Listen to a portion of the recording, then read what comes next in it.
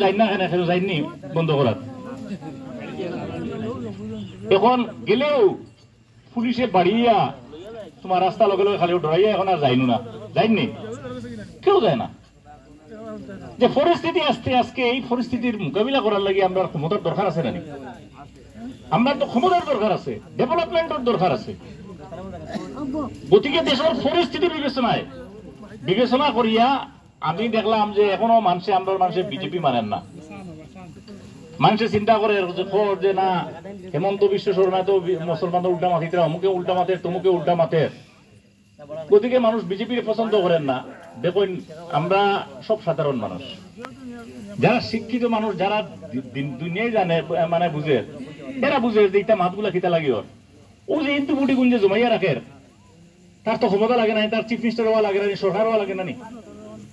ওইতে গেলে মাতিয়া কোন জমাইয়া রাখে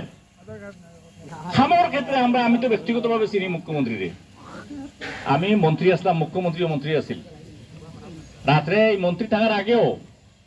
রায় দিলা হয়েছে মুখ্যমন্ত্রী গাড়ি চালাইছে আমি দাঁড়ো বইছি